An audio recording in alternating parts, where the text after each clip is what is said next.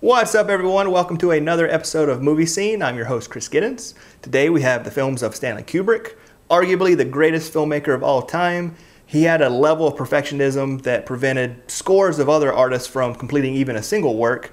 And so his filmography is also a testament to his determination and passion. So here are his 13 feature films ranked in order of my preference for them. Number 13, Killer's Kiss. As a fan of both film noir and Kubrick, this was a slight letdown, but there are still some tremendous scenes such as the rooftop chase, which was filmed guerrilla style with no permit. The movie is also a testament to selling out, as Kubrick actually changed the ending to suit the studio, but as a result, he got the financing he needed for his next film, and the rest is history. Number 12, Fear and Desire.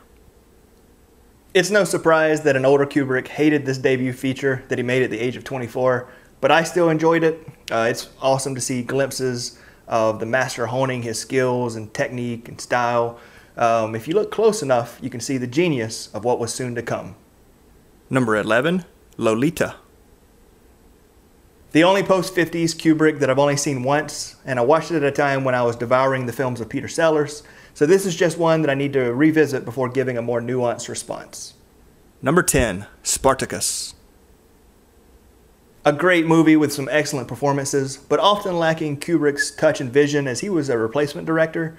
Also at the very end, the pacing bogs down just a little bit, but it's still worth the watch. Number 9, Barry Lyndon. A film best suited for more mature viewers, not due to adult content, but in need of longer attention spans and a higher appreciation for the beauty it presents. Truthfully, when I first watched it in my late teens, early 20s, I fell asleep at least twice and had to rewind it. But then the second time I watched it, it captivated me, and I look forward to seeing it again. Number 8, The Killing. The influence on Quentin Tarantino, especially Reservoir Dogs, is obvious here. Timothy Carey steals the show in my opinion in his few scenes.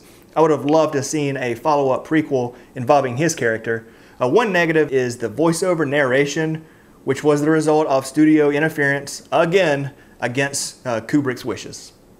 Number 7, Paths of Glory.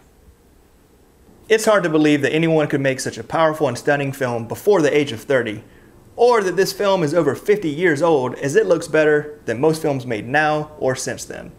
The ending is one which will simultaneously give you chills as well as tears. Number 6, The Shining. I've never read the book, and so I don't have the same qualms as Stephen King and some of his loyal readers. Instead, like the majority, I love this movie. I also recommend the recent documentary, Room 237. It's an intriguing look at the effect that Kubrick's films have on certain viewers that would make Jack Torrance proud. Number 5, Dr. Strangelove. Many would rightly argue this as Kubrick's greatest work, and it is definitely one that I appreciate more and more with each viewing. It's iconic, as most of Kubrick's films are, and its landing at number 5 on the list is just simply a testament to how much I love the remaining 4. Number 4, A Clockwork Orange. Similar to other outsider works like On the Road and The Catcher in the Rye, this is pretty much required consumption for any cool, or wannabe cool, misunderstood youth. I admit, I had the poster on the wall during college, but it actually holds up as we age and gain a little bit more understanding of the disturbing nature that it portrays. Number 3, Full Metal Jacket.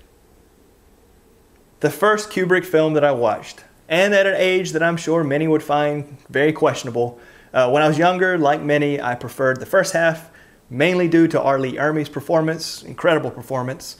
Now I appreciate the first part as a masterful degradation in preparing us for the second part, which can then be fully appreciated, for lack of a better term. Number 2, Eyes Wide Shut. How perfectly absurd and ironic that Warner Brothers would bow to the ratings board and cite contractual obligations as reason to censor this film, all while certain critic shills would smear this movie and try to convince audiences that it's a bad film. They should all hide their faces in shame, and I'm glad to see it gradually gaining the respect that it deserves. Number 1, 2001: A Space Odyssey. My favorite Kubrick, and in my opinion his greatest work, and one of the greatest films of all time. It's an artistic achievement that rivals any other from all of the mediums, and if you ever get a chance to see this on the big screen, I strongly recommend that you cancel other plans and make arrangements to attend. All right, that's it. As always, I'd love to hear what you think, so if you would, please let me know in the comments below. And you can connect with me on Twitter and Instagram. Also, I'd love to hear any suggestions on what you'd like to see me ranked, whether it be specific filmmakers or actors, actresses, certain types of movies, genres, whatever you can think of. Feel free to send them my way. Thanks for watching, and I'll see you next time. Bye-bye.